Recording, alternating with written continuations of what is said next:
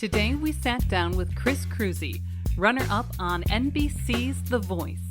This Wisconsin-based country artist shares getting into music, his earliest influences, and playing shows year-round to pausing during COVID. We chatted about the recording process and what it's like getting back on stage. You can catch him locally during La Crosse's Riverfest. You can find more conversations, food reviews, live music, and events on our website, lacrosselocal.com. I'm Amy. And I'm Brent. And this is La Crosse Local.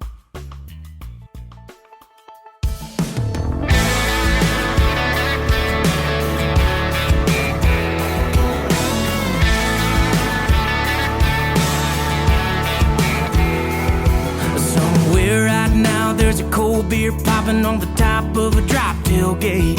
And somewhere there's a boy and a girl on a dock watching the sunset fade.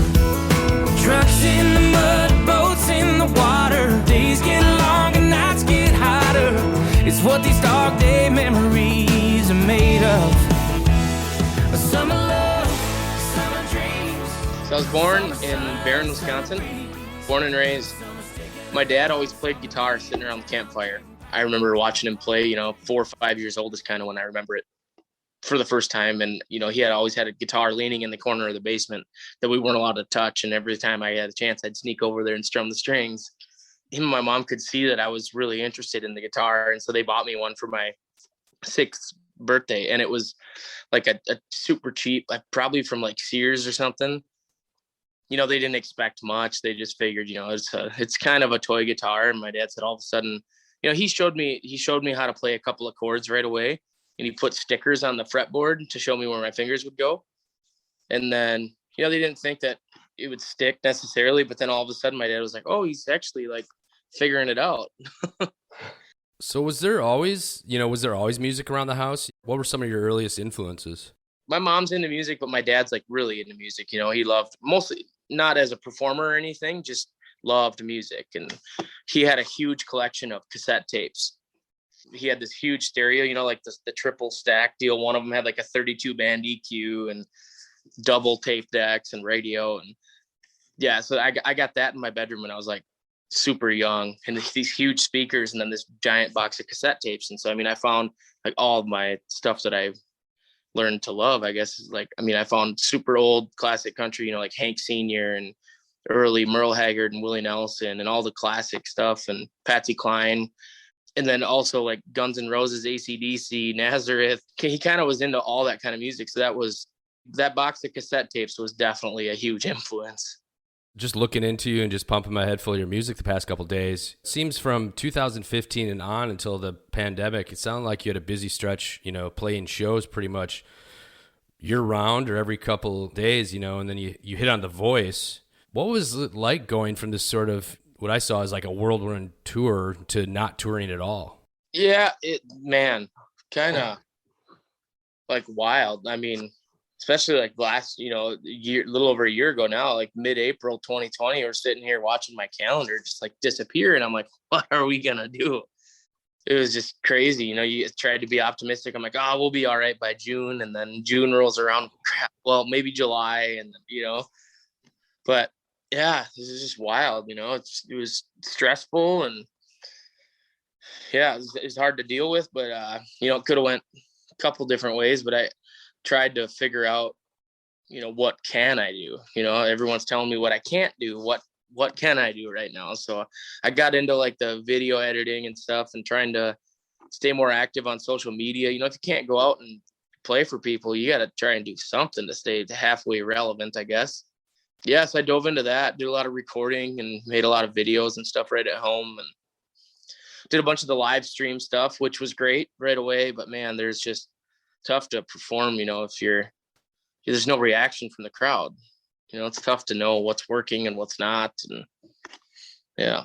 So it seems kind of a mixed bag for you. It seems like you got into some different creative avenues and engaging with people differently, but also just kind of that yearning to keep it moving, Yeah, I can't this is like, I don't have a backup plan. So So during this time, or, even before that, what was your songwriting and recording process like? Were you kind of down and dirty or work it out in the road and just kind of jump into a studio and knock it out, or?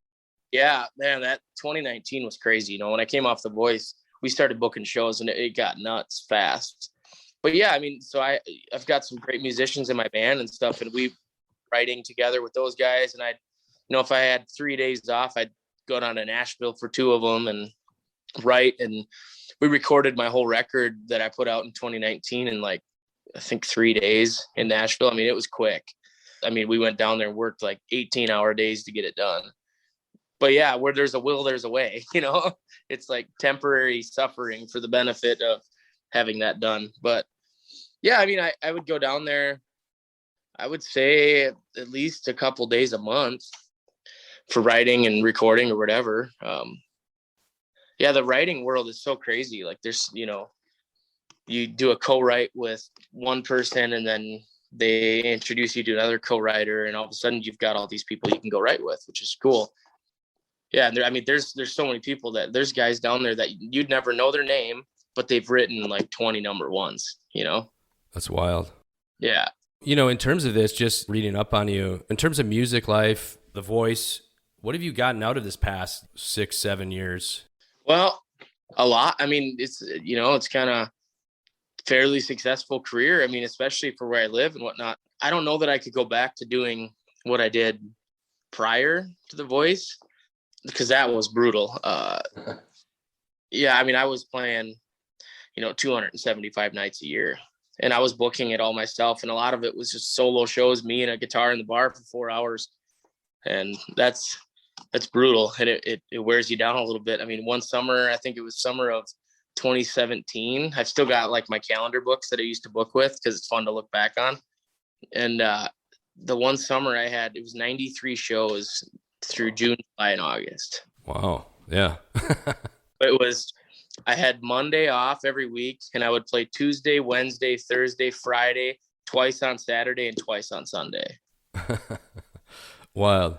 For a whole summer, and it was brutal. I mean, it was fun when I was booking it. I'm like, oh, this is going to be awesome. I have all this work, and then like middle of July rolls around, and I'm like, what was I thinking? But yeah, so I wouldn't trade it for anything, but I don't know if I could do that again. It's work, but it's I'm fortunate I get to do what I love. Completely. Also, a little different from hitting those bars. You'll be playing Riverfest Saturday, July 3rd in La Crosse, Wisconsin. That's a great family festival that I always attend and take my kids. How's it been getting back on the road? It just seems like you're probably getting your calendar going and kind of kicking it off. How's it been?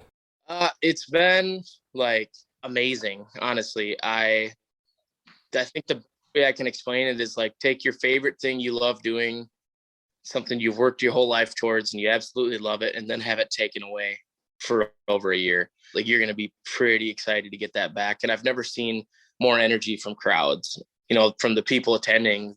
I've never seen people more into it and more excited to be there. And I also feel like I have a lot more energy and I'm excited. And it's not, you're on the road for a while and it's like you got a green room and whatever, you can start nitpicking like these little things. Oh, they were supposed to book 4 hotel rooms, they only booked 3. And it's like, now it's like, we're just so happy to be out there working that it's like none of that little stuff matters. We're just happy to be there. We're just excited, and you don't take it for granted as much when someone takes it away and you get it back. So people that may be familiar with your music or not, what can people expect from this show coming up? Crowds are excited. I know I'm excited. I've gone to a lot of shows the last couple of weeks. What can people expect when they show up? I would say expect to come and have a good time.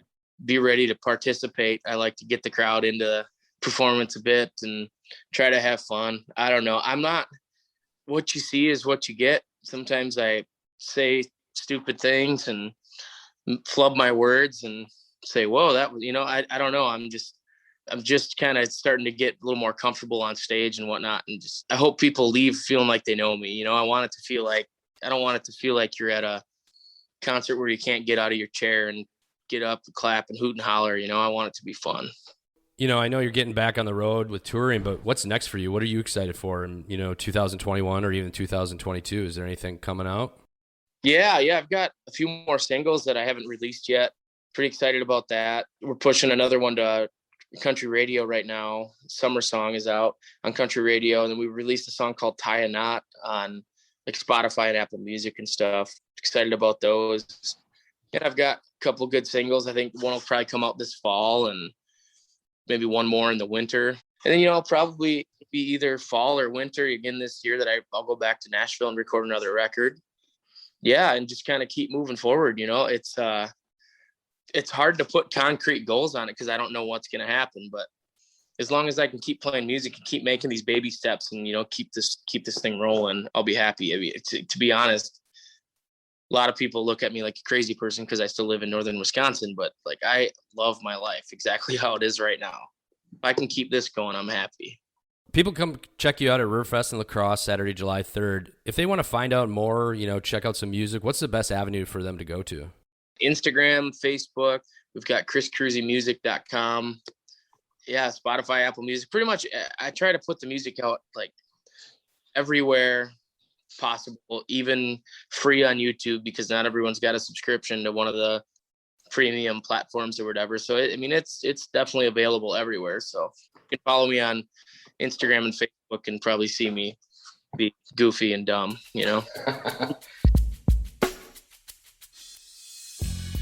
La Crosse Local Podcast is a production of River Travel Media. Do you have an interview idea you'd like to share with us?